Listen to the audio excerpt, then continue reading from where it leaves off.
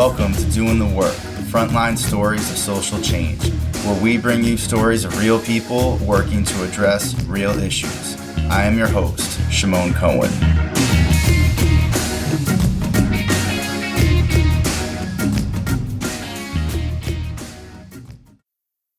In this episode, I talk with Dante Barber, who is a senior youth leader at Friends of Island Academy, an organization in New York City focused on supporting youth who are incarcerated and after they are released from jail.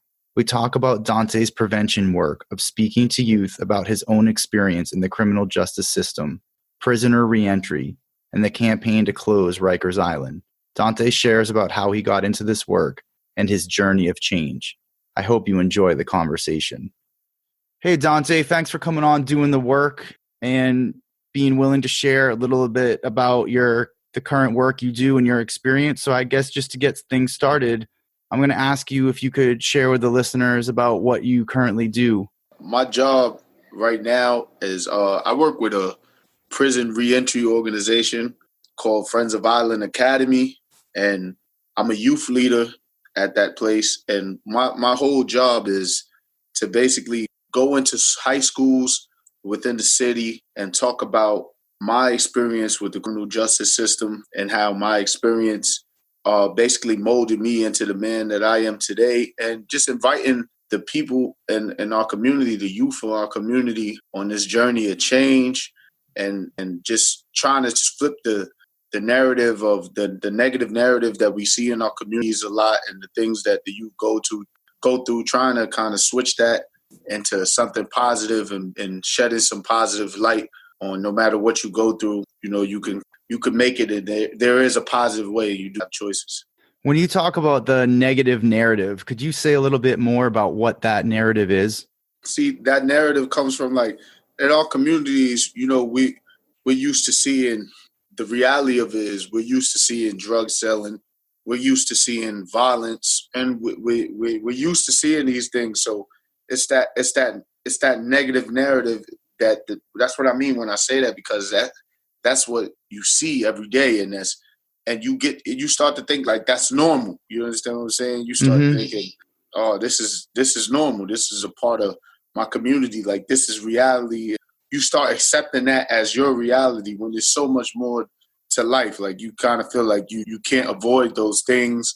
You can't get away from those things, and you could get away from those things. It just takes more effort than others when you live in a poverty-stricken community, but it's a way that you could avoid those things and being a part of those things and letting those things trap you into that negative lifestyle. And what's the reaction from the youth when you do the presentation? Well, the youth are great. They always ask a lot of great questions. They always ask. They one thing about the youth of today, like, they're not gonna let you just sit up there and tell them anything. You know what I mean? They're gonna really dissect what you're talking about and really try to get the answers from you. And that's one thing that I like about them, because they're seeking information. So the reaction is that a lot of them are thankful that somebody's coming in and talking to them, and a lot of them is just soaking in the information. And sometimes when you hear things, it might not be as valuable as it is at the moment, until later on in your life when you're faced with certain situations. Then you go back like, oh, I heard that from this guy. And, you can always go back and look at things and be like, I heard that before. So it's that reaction as well, too. Like, some people just soaking it up, and then it triggers a lot of thoughts, because when you talk about life experiences, people think about what's similar from your life to theirs. And I know it triggers a lot for them.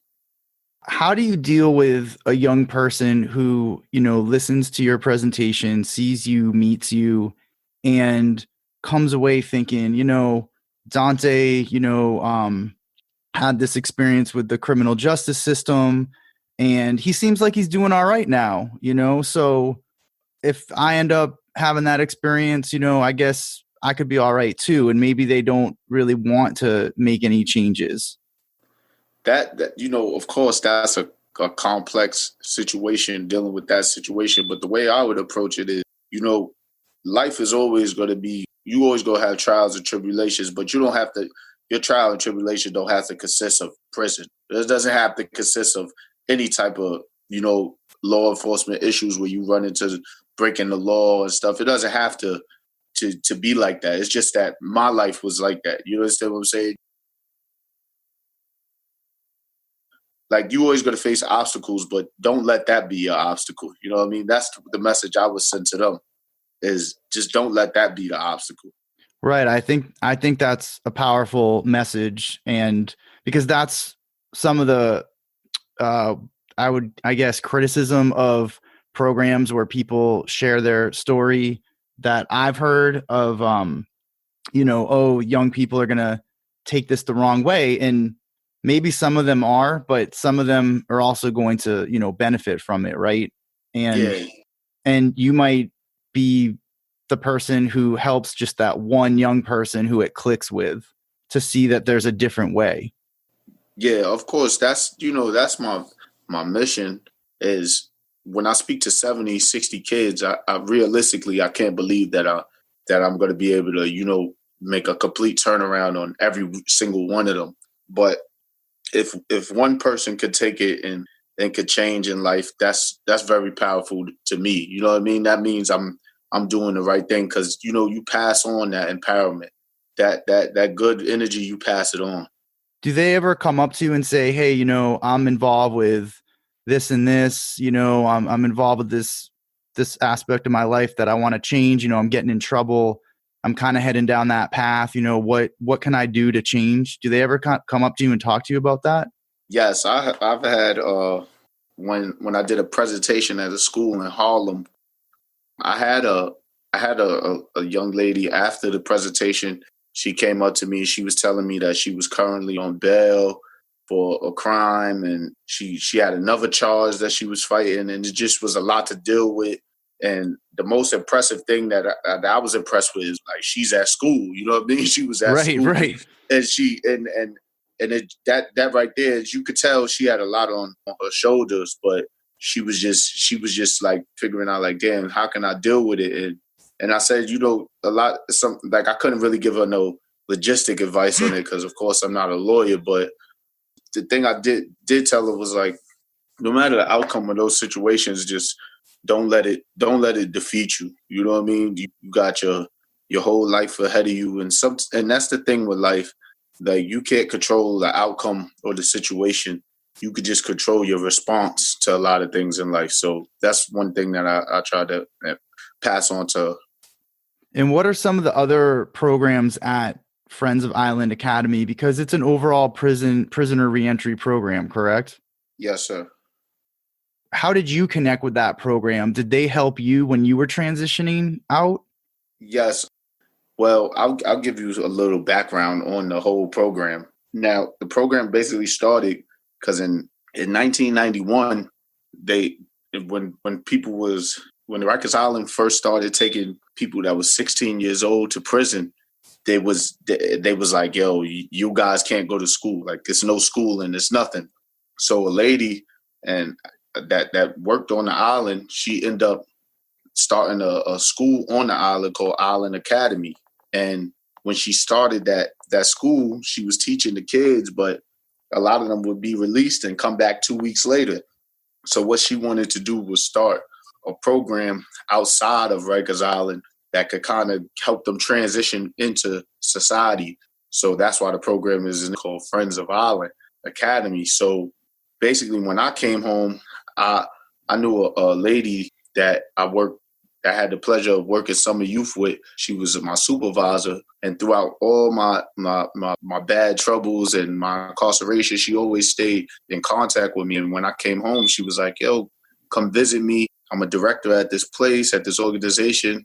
And when I came in, I'm vibing and kicking it with her, and just the vibe in the place. Everybody was just so helpful, and they passed on the good energy. And I got involved with one of my mentors, Mark Washington, that works there. And he put me on to this youth leadership program that they was having. And I took an 8-week course on basically how to present my story and the whole mission. And from there, I just hit it off like that. I became one of the office, and that's how I got involved. That's an incredibly powerful story. And as you're talking about it, I'm thinking your involvement with being able to get trained in that way and do these presentations is also, I'm assuming, helped you stay out, not end up doing things to go back. How much, what do you see as the difference for you versus some other people who have ended up going back, to Rikers or to somewhere else? I think for me, I'm asserting myself. One thing about society is when you return from society to prison is like either you gotta change with society or society's gonna change you. It's one of the other. So the world keeps moving. Like you gotta assert yourself and really know what you want. And I think that's one thing that I had people around me that helped me to give me that motivation to assert myself. But as well, I had that kind of self will. Like I had that willpower that I wanted something different. I thought about it in prison, and I just was just willing to execute that. And I just wanted a different crowd and a different outlook of life, and I wanted to experience different things. And once you start doing presentations and going into schools and talking to high schoolers, you really get held at a different standard, as in how you look at your self view, because your self image, because I can't be running around committing crimes and then going into school and telling them, Right. stay out of it's just like how do you do that? So that even more helps me tighten up on like, nah, I definitely can't be involved in that, because that's what I'm telling the youth to stay away from. And one big thing that I always stress to the youth is, I'm inviting them on the journey of change with me. I'm always going to have character defects, and I'm always going to be a flawed individual. But that's why it's a journey of change. Like you just can't just snap out and change overnight. But the key is to walk on this journey with people that's trying to change as well, so that you guys give each other a helping hand. And with that, that's how that whole narrative of change starts to happen, and it starts to look brighter and brighter. Speaking about change, what do you think is the biggest challenge of real social change in the work that you're doing and just in prisoner reentry in general? I think the biggest challenge is getting people out of their comfort zones, is encouraging people to do something different with their lives and kind of see the world different. It's crazy because you don't want to put your beliefs on people, but you just want to get people to see things different. I think that's a real big challenge, because I know when I was, running the streets and I was so into my comfort zone, like I felt like you look at change and you like, you don't know, you know what I mean? You real scared to do it. And just, some people are just afraid to, step up and just be themselves. You know what I mean? Everybody, I think as humans, we look to be accepted. You know what I mean? Nobody wants to be like frowned upon. So, but you get a different feel of acceptance when you start to do different things. So that's what it was for me. Once I got out of my comfort zone, I felt better about myself and the things, and I knew I was doing things right, and my conscience just felt more free. So it's kind of like pushing that on youth, and especially when they're young, 16, 17 years old, could be a lot. You know what I mean? But that's the real challenge. That's the real challenge, to like challenge their thinking. It could be a lot on them as well, because it's a lot that factors in the communities they live in, the things they see every day, the household they may be in. So a lot factors in on what they're being faced with as well. So it's a big challenge. So Dante, what's one of the biggest things that Friends of Island Academy is working on right now in terms of, strategies for social change, prison related issues? The biggest thing and our goal is to get Rikers Island closed. That's our goal. So we're pushing for that right now. A lot of buildings on Rikers Island is getting at lower capacity, on their way to being closed. And I think the goal is by like 2022 or something for the whole Rikers Island to be closed for people that do come in contact with these criminal justice issues if they be housed, for them to be housed in their barrels, not just in Rikers Island. So that way their people are able to see them, and the commute to them is easier. And that's the goal, because Rikers Island is like one of those things where it's real violent. It's a real violent place. It's not showing that it's helping anyone. You know what I mean? It's been a bunch of instances on there where people committed suicide because of the violence that goes there, by just that lack of care. So it's no way you could ask a person to go through things of that nature, basically fighting for their lives every day. After you're done with this, come out and be productive in society. That doesn't add up, that kind of thinking. So we're trying to change that. And for people who, don't live in the city and don't, listeners who don't really don't know about Rikers Island, could you just share about how far, when you say people should be housed in their boroughs, how far, like, let's say someone's from Harlem and they're incarcerated on Rikers Island, how far away is that? And what's that like for their parents, let's say, to go visit them, their family to go visit them, especially if they don't have a car?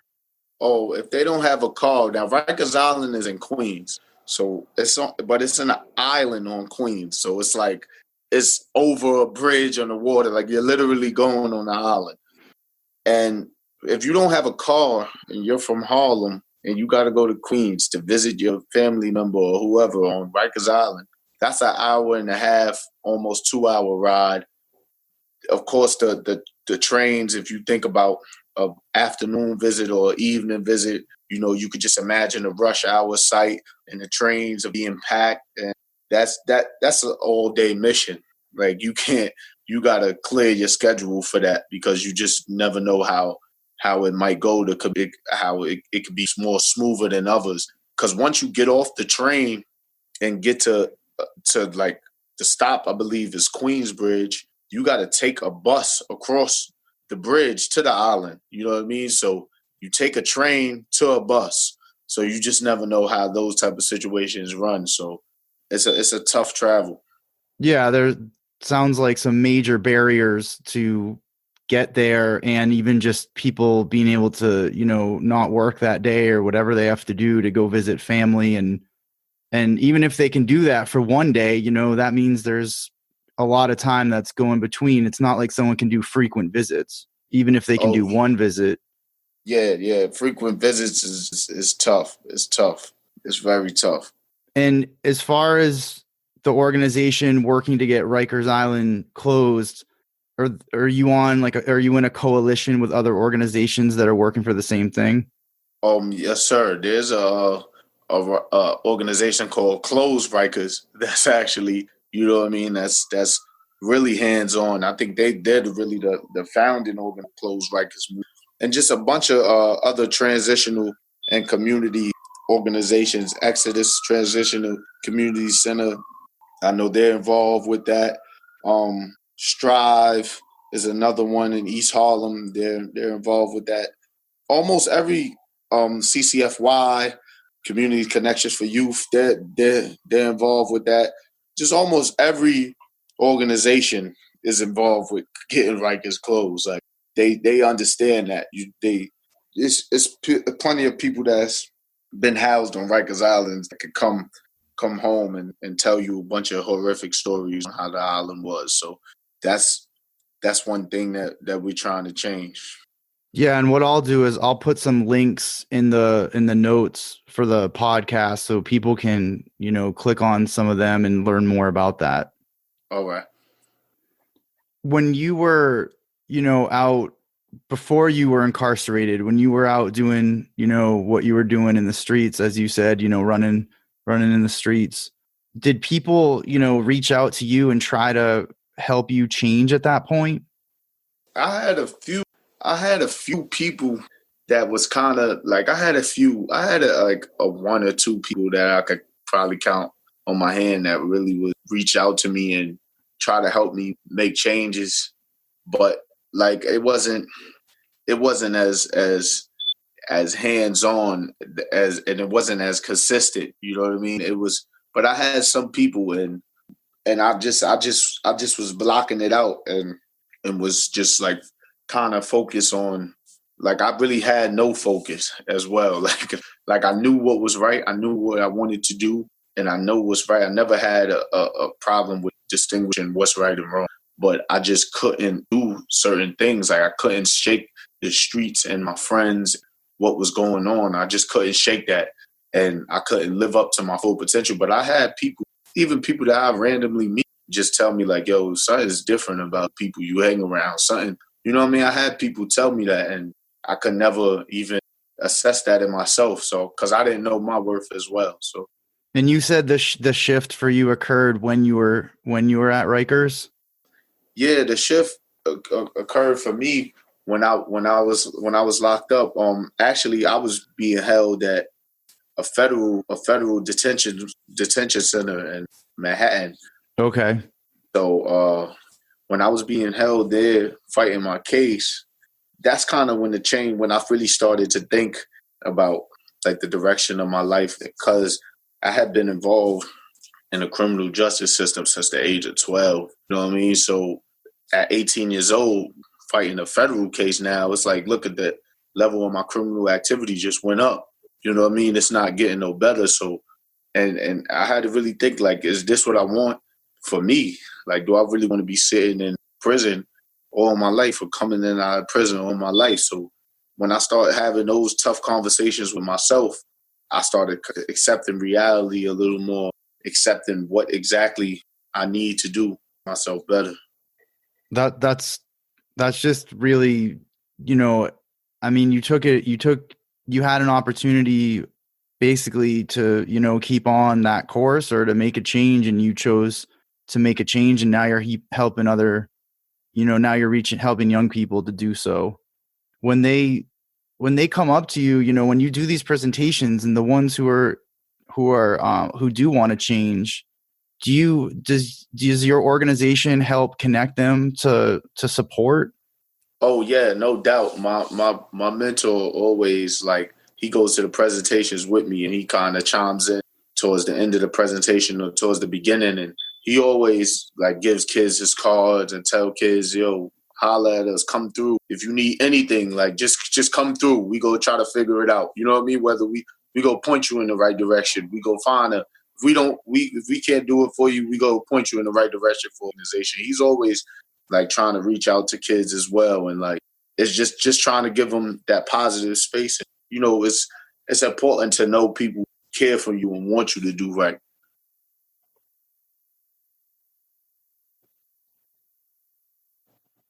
Is there a centralized office where people are coming on a daily basis and getting assistance, and kind of the overall goal is reducing recidivism? Yeah, we have an office in Harlem, and that's where it's a school inside Friends of Island Academy, Restart Academy. That's a restart school, from the Department of Education, just to help kids. It's a very small school, about 10 kids, 15 the most, and it's kids that have been involved with Rikers Island, and to give them that little smaller space where, it's more one-on-one base, where they could, the teachers could kind of pay attention to them more. And it's youth all the time that's coming off the island, because a lot of the staff that's there on a regular that work in the office visit the island once a month, or even twice, 3 times a month, go there as much as they can and mess with the kids that's getting out, and they invite them. And so they build relationships while they're already in jail. So when they come out, it's like, oh, I already know this guy, and direct them in society as well. So. And what kind of services do they help them with? Is there like job search and things like that? Yeah, they definitely help them with jobs, resumes, just like kind of recreational things, as far as like art, basketball, just always giving them that positive space. Like when you come into the office, when you come into friends, it's going to always be a positive vibe and a positive space. And they're willing to help you with whatever. You know what I mean? It's been incidents where kids have beef with other kids around the corner, and one of the staff will walk them to to their destination, just showing that level of care, like, getting people to talk, a remediation circle is where you sit down in a circle and kind of talk about things and get used to talking about things rather than always acting out with violence or doing something that's, could self-destruct yourself and others, getting used to talking and having like a conversation about certain things. So they teach them skills as well. That's excellent. Sounds like a great place. Yeah, no doubt, no doubt. So a lot of the listeners of this podcast are social workers, educators, activists, and I'm just curious on, what kind of message you would want to share with the listeners about anything related to this topic, but also, I guess, more specifically about what maybe you want to just share from your perspective and your experience with all these presentations and your own experience about what people need to know who want to help this population. I just feel like, we can't ignore the problems that these communities have. It's right in our communities, and we just can't ignore it. We just gotta put our best foot forward. And I know sometimes it's a very demanding job as far as your physical and more mental. You know what I mean? You have to give so much to the youth, so much of yourself, but it's worth it. And just the more people that come on board and just try to get people to change and get the youth to open their minds to things that's going on and showing them different, showing them something outside of the ghettos that they see every day. You know what I mean? It's easy to fall in love with what you see every day. What you see every day, it's easy to get programmed to what you see every day, but just showing them something different, showing them job skills, showing them how to manage money. These are skills that, for me, I didn't know. You know what I mean? When I came home and I ended up working and I ended up getting a job, I had to learn how to save money, how to go about opening bank accounts, how to go about these things, and just helping them from teenagers into adulthood, because I feel like that's some of the help that they're not getting. You know what I mean? They're not gonna get that from the streets. Some kids, like, and some youth, like when I was growing up, all you really know is the streets. All you know is the streets and what the streets have to offer. You know what I mean? One thing my mentor had said at our last presentation, he asked the kids, he said, how many kids in here raise your hands if you know where to get a gun from? But how many kids in here know how to get a job? Like, do you know somebody that will offer you a job? And that's kind of the thing that you see in the streets. Every kid know where to get drugs from, know where to get a gun from. But you don't know these things, these life skill things, these things that you need to excel in life. So, that's what we got to do as people. We just got to lend that helping hand and give off that positive energy, and just don't ignore it. Don't ignore what's going on in our communities. Don't walk past it. Don't, that kid that you see hanging out all the time, try to test his thinking, challenge his thinking, because you just never know how you can affect somebody by just speaking to them, by them just knowing somebody cares. It could change their whole outlook. So Dante, what's next for you? What are your goals? Right now, my goals is to, continue doing presentations and just continue networking and continue doing youth work and networking and continue working my overnight job as well, and just continue to stay alive and free. As long as I'm blessed with being alive and free, everything else is really a plus. So, if you ask me in prison, I had a so big plan, and my plan has been, bits of it has been coming true, but as well, it's been things that I've been blessed with, opportunities I've been blessed with that I'd be like, I never thought of. If you asked me when I was in prison if I'd be working an overnight warehouse job, I would say no. So you just never know the turns that life is going to give you. But I just want to stay positive, stay alive and free, and continue to be an example for my peers at others and be positive. Yeah, alive and free sounds good. Yeah, definitely. How can people support the work you're doing? I guess by just reaching out to the Friends of Island Academy and just seeing what ways that they can help. If they got things that they could offer the youth that we could probably refer the youth to, just things of that nature. It's like just simple networking, getting down and talking about what we could do to like make things better. And the more you network, the more people we get to unify on these issues, the better success we're going to have. And is there anything else you want to, talk about or share with listeners while you're still on here? Just the whole, like, just being alive and free, just, inviting people on this journey of change, just that constant encouragement on this journey of change that we all need. We all need people to uplift each other.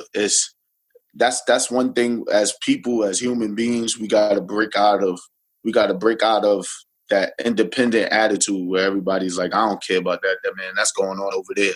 That's going on. I ain't got nothing to do with that. I'm just doing me. Like we gotta be more of like more consciously aware of our communities and unify more. I feel like we unify more on some of these issues that's going on in the world.